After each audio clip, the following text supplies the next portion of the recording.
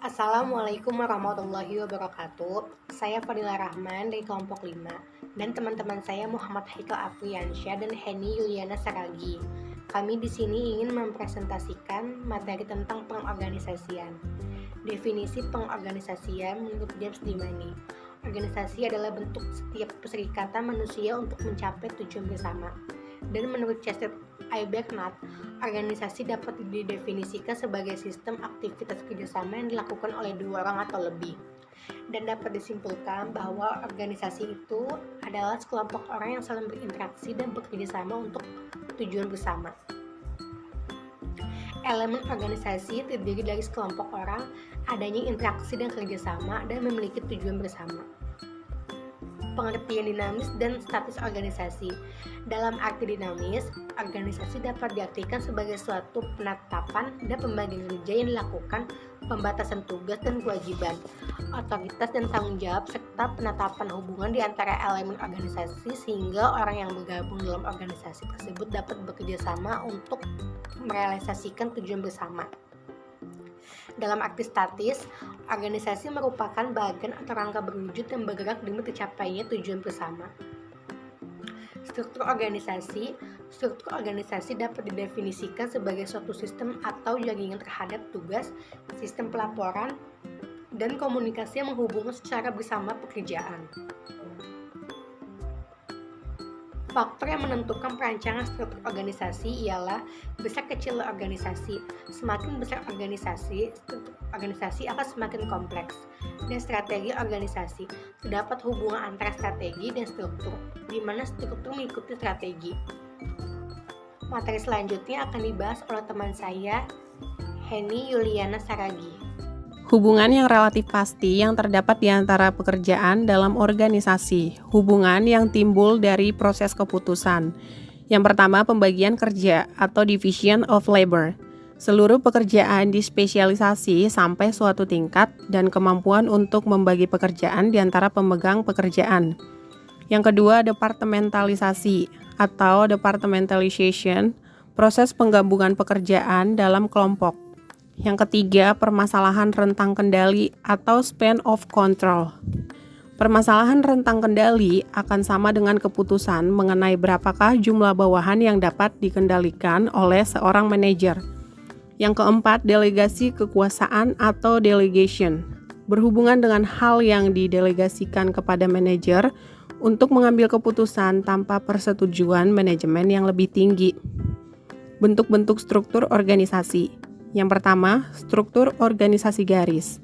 Dalam hal ini diartikan sebagai garis atau jalur ke atas atau ke bawah, bukan ke samping. Ke atas sebagai jalur pelapor tanggung jawab, sedangkan ke bawah sebagai jalur pendelegasian tugas atau wewenang. Ciri-cirinya adalah digunakan bagi organisasi yang masih sederhana dan kecil. Karyawan sudah dapat saling kenal, spesialisasi kerja masih belum tinggi, digunakan bagi lembaga yang masih membutuhkan keputusan yang cepat. Kelebihan dan kekurangan struktur organisasi garis. Kelebihan, kesatuan komando dapat dengan mudah dilakukan. Pengambilan keputusan bisa lebih cepat, rasa solidaritas antar karyawan tinggi. Kekurangannya, seluruh tenaga kerja biasanya selalu tergantung pada pimpinan, menimbulkan sifat otokratis pada pimpinan. Dilihat dari mekanisme kepemimpinan bagi karyawan yang terciptanya kesempatan yang berkembang. 2. Struktur organisasi fungsional, suatu bentuk susunan organisasi yang memberikan gambaran bahwa pembagian tugas dan kewenangan disusun menurut fungsi-fungsi pekerjaan tertentu yang dibutuhkan. Pembagian fungsi-fungsi pekerjaan dijabarkan dan dialokasikan menurut kebutuhan dan ruang lingkup pekerjaan. 3. Struktur organisasi garis dan staf. Di dalam struktur ini terdapat staf ahli yang berfungsi sebagai penasehat yang memberikan konsultasi mengenai kebijakan dan langkah tertentu. 4. Struktur organisasi fungsional dan staf. yaitu organisasi fungsional yang disebutkan di muka, ditambah adanya staf ahli yang membantu pimpinan dalam usaha mengambil kebijaksanaan manajemen perusahaan. Yang kelima yaitu struktur organisasi proyek, disusun atas dasar pembentukan tim-tim khusus, biasanya para spesialis yang diperlukan untuk menyelesaikan dan mencapai tujuan. Jika proyek telah selesai, maka tim tersebut akan dibubarkan. Yang keenam, struktur organisasi matriks. Organisasi yang susunannya ditandai adanya dua klarifikasi. Yang pertama, berlaku pada lini pertama dan lini kedua. Pelimpahan wewenang bersifat fungsional dan divisional.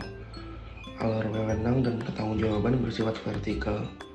Kedua, berlaku pada lini staf yang berada di bawah sifat dan alur wewenang serta tanggung jawab adalah vertikal dan horizontal. Oke, ini ciri utama individu dan pengaruhnya terhadap efektivitas organisasi menurut Siswanto. Yang pertama, persepsi.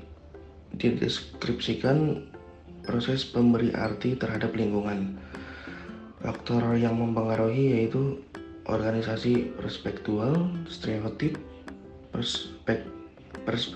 persepsi selektif, karakteristik manajer, faktor situasional, kebutuhan, dan juga emosi. Yang selanjutnya yaitu sikap. Dideskripsikan kesiapsiagaan mental yang di organisasi lewat pengalaman. Yang faktor yang dipengaruhi yaitu keluarga, teman sekerja dalam kelompok, masyarakat, lingkungan, dan pengalaman bekerja sebelumnya. Oke, itu yang ketiga, kepribadian. Dideskripsikan ciri yang relatif mantap, kecenderungan, dan perangai yang dimiliki oleh individu. Faktor-faktor yang mempengaruhi yaitu faktor keturunan, sosial, kebudayaan, pendidikan, dan juga lingkungan. Yang keempat yaitu belajar. Dideskripsikan proses pematangan diri melalui perilaku dan praktik. Faktor yang mempengaruhi adalah motivasi, kecerdasan, tuntutan pekerjaan, dan juga lingkungan. Oke, kelompok dan perilaku organisasi.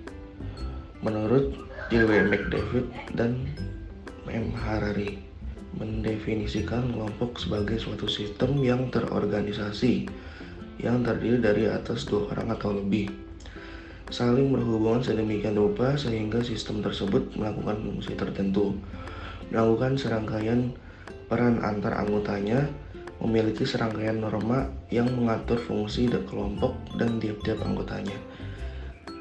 Siswanto juga menggambarkan tabel mengenai karakteristik kelompok juga perilaku organisasi.